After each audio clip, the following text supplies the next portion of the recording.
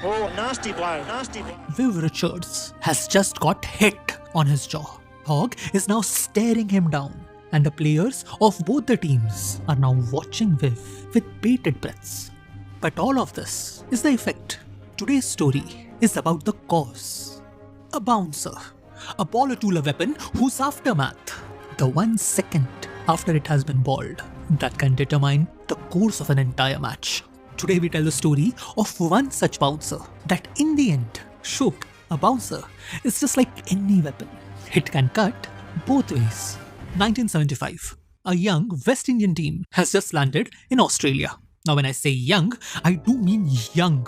Most of the players playing were either playing their first or the second tour. But just a few months back, the same young team had willed itself to lift the World Cup, defeating Australia in the finals. So, this series was being seen as the unofficial World Championship bout, a battle for the title of the best team in the world. Clive Lloyds with his young bucks on one side and the dangerous bowling lineup of Lillee and Thomson on the other. It was to be a battle of the ages. And as the first match started, as the young bucks playing in Australia for the first time took the field, they were greeted with the chants of Lillee, Lillee, kill, kill, kill. What happened next was nothing short of a massacre. Taking wickets, winning the match, all that was an afterthought. What was more important was to show the World Cup winners their rightful place. In Australian eyes, that World Cup was nothing more than a fluke, and somebody had to be punished for taking away what was rightfully theirs. So, the Australian pacers entered the field armed with a lethal weapon, the bouncer. Head, ribs, legs, fingers, everything was a valid target. Players after players kept on falling, screaming in agony as they fell to their knees. The test match had suddenly become a boxing match. The batsmen having to duck, weave, sway, hook, pull, do whatever it was necessary just to survive. However, very few did. Their exciting new youngster Greenidge was so crushed by this onslaught that he had to be dropped midway through the series.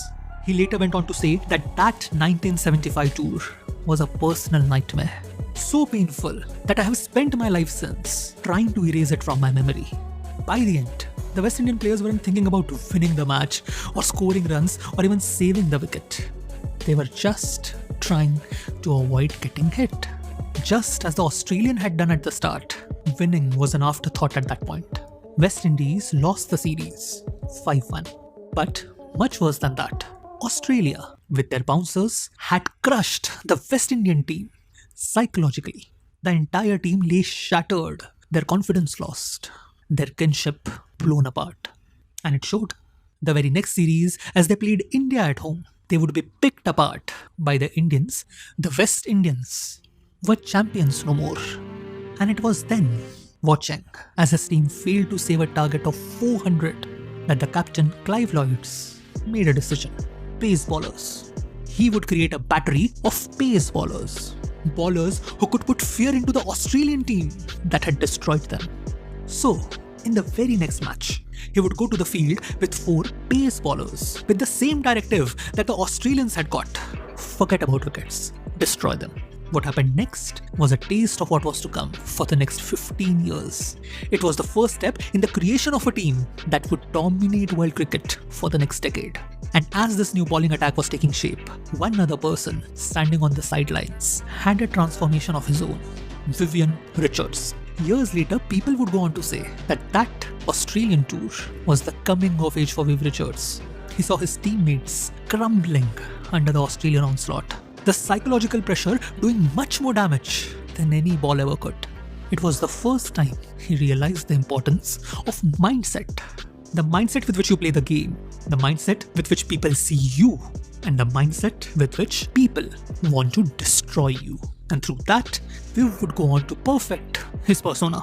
Walking onto the field with his trademark swagger, leisurely chewing a gum as he stared down the bowler, taking his time as he got to the crease, wearing only a cap while facing bowlers that could knock his head off. It was his challenge to the world at large. I am standing right here. Hurt me if you can. Even when he walked through the gate coming out on the field, the game changed, had a different feel to the way the game was progressing. He had an aura and a presence and a swagger when he came out to the crease. And As the years passed by, Viv, along with his entire team, continued to develop this new mindset. And it soon came the time for the next World Cup, in preparation for which West Indies once again landed on the shores of Australia. It was the first visit back here after the 1975 humiliation. But by this time, Australia had secured its place as the #1 team in the world. And even though they had heard the growing buzz about the West Indian bowling attack, that was against other teams. This time they were facing them, the Australians. And standing in front of them were mostly the same faces that they had disfigured back in 1975. So all they had to do was just remind them of that nightmare, and the West Indians would fall apart, just like before. But come the first test, what greeted them? And he's off the mark right away. Flicked it away, hit it pretty hard too, that's 4 runs. West Indians were that team no more. They stood with their back straight, taking on the challenge. The entire test devolved into a closely fought match, which most of the time leaned towards the West Indians. And even though it ended in the draw in the end, it was seen as an insult. Australians were the best team in the world at the time. You don't just walk into their lair and draw a match. So, come the second match, the Australians would come out all guns blazing, specifically targeting that one batsman who had nearly single-handedly blasted their entire bowling apart, Viv Richards, the man of the match of the first test. So, right on the first day itself, in came Hogg and did this. Oh, nasty blow, nasty blow. Viv was hit on the head. The player who had come to symbolize the West Indian spirit had taken a fall. Everybody on the pitch, everybody in the pavilion suddenly had a flashback to 4 years ago, to that humiliating destruction that had started the very same way. The nightmare had been rekindled, and the reaction that Viv would have now, it might as well decide the entire series. Forget about the series. In future, people would come to say that half a second after Viv got hit, that may have decided the crown of cricket. The half a second after which Viv did this.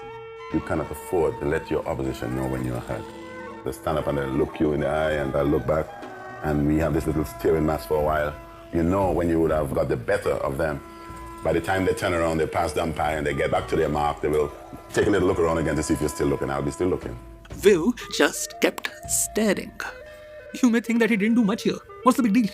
But years later, the bowler would go on to say that it was like watching a horror movie where you keep on filling the enemy full of bullets, and yet they keep coming at you.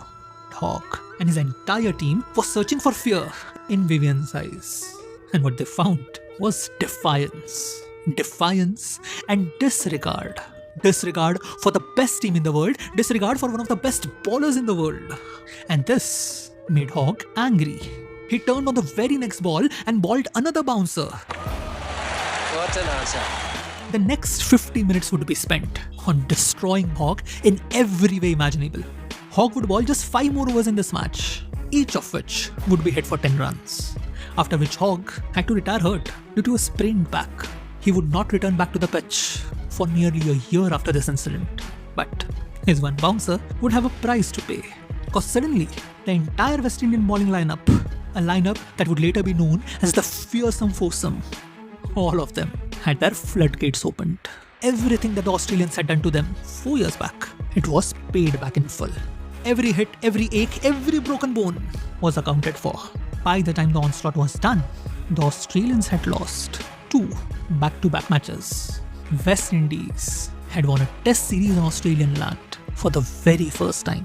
And Viv Richards, while earning a groin, leg and back injury due to the retaliatory Australian response, he had went on to score 396 runs in just 4 innings, an average of 96.5. At the end of the tour, the crown had changed hands. They would soon go on to win another World Cup, and they would continue to dominate Test cricket for the next 15 years. But it was in this series that cricket in its entirety learned a very important lesson. A bouncer is an amazing weapon, but like any weapon, it cuts both ways. And there are people out there who specialize in turning your weapon against you. Thank you for watching this video. Thank you for watching.